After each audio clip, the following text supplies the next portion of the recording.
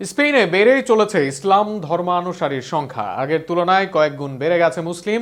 বিশ্বকাপ ফাইনালের আগে এই তথ্য আবারও সামনে আনছে বেশ কিছু গণমাধ্যম। সাধারণত ফিলিস্তিন কিংবা ইরানের পক্ষের রাষ্ট্র স্পেন এবার ভিন্ন ব্যাপারেও দেশটির জনগণের জরিপ সামনে আসছে। স্পেনে ইসলামের ইতিহাস নিয়ে আরও শুনুন প্রতিবেদনে। বিশ্বকাপের বহুল প্রতীক্ষিত ফাইনালে আর মাত্র একদিন পরে মুখোমুখি হবে আর্জেন্টিনা ও স্পেন। এই মহারণকে ঘিরে ফুটবল উন্মাদনার পাশাপাশি আন্তর্জাতিক বিভিন্ন গণমাধ্যমে উঠে এসেছে স্পেনের জনমিতিক পরিবর্তনের একটি গুরুত্বপূর্ণ বিষয়। দেশটিতে ধারাবাহিকভাবে বাড়ছে মুসলিম জনসংখ্যা। স্পেনের ইসলামিক কমিশনের সহযোগিতায় প্রকাশিত অবজারভেটরিও আন্দুলিসের সর্বশেষ গবেষণা অনুযায়ী 2024 সালের 31 ডিসেম্বর পর্যন্ত দেশটিতে মুসলিম জনসংখ্যা প্রায় 25,42,000-এ পৌঁছেছে। এর মাধ্যমে প্রথমবারের মতো স্পেনে মুসলিমের সংখ্যা 25 লাখের সীমা অতিক্রম করেছে। স্পেনের মোট জনসংখ্যা প্রায় 4,91,00,000 হওয়ায় দেশটির মোট জনসংখ্যার প্রায় 5% এখন মুসলিম। গবেষণায় বলা হয়েছে, স্পেনের মুসলিম সমাজ এখন আর শুধু অভিবাসী সম্প্রদায় হিসেবে সীমাবদ্ধ নেই। তারা দেশটির অর্থনীতি, শিক্ষা, কর্মসংস্থান ও সামাজিক জীবনের গুরুত্বপূর্ণ অংশে পরিণত হয়েছে। বর্তমানে প্রায় 45% মুসলিম স্প্যানিশ নাগরিকত্বধারী। তাদের অনেকেই জন্মসূত্রে নাগরিক, আবার অনেকে দীর্ঘ আইনি প্রক্রিয়া শেষে নাগরিকত্ব অর্জন করেছেন।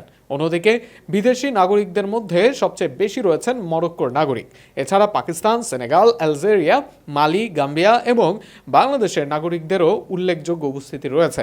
বিশেষজ্ঞদের মতে গত 2 দশকে স্পেনে জন্ম নেওয়া মুসলিম শিশু ও তরুণদের সংখ্যা ধারাবাহিকভাবে বেড়েছে।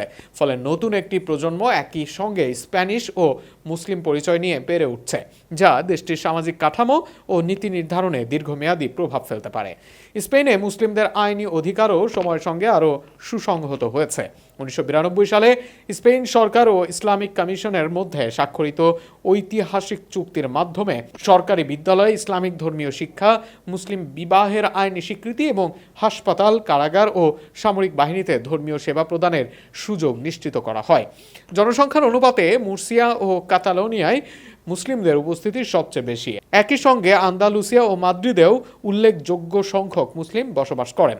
এসব অঞ্চলে কর্মসংস্থানের সুযোগ বেশি থাকায় দীর্ঘদিন ধরে অভিবাসীদের প্রধান গন্তব্য হিসেবে পরিচিত। তবে জনসংখ্যা বৃদ্ধির সঙ্গে কিছু চ্যালেঞ্জও সামনে এসেছে। বিশেষ করে কয়েকটি অঞ্চলে মুসলিম কবরস্থানের সংকট এখনও বড় সমস্যা হিসেবে রয়ে গেছে। তা সত্ত্বেও বিশ্লেষকদের ধারণা, বর্তমান প্রবণতা অব্যাহত থাকলে আগামী বছরগুলোতে স্পেনে মুসলিম জনসংখ্যা আরও বৃদ্ধি পাবে এবং ইউরোপের জনমিতিক পরিবর্তনের অন্যতম গুরুত্বপূর্ণ অধ্যায় হিসেবে এই প্রবণতা আরও বেশি আলোচনায় আসবে।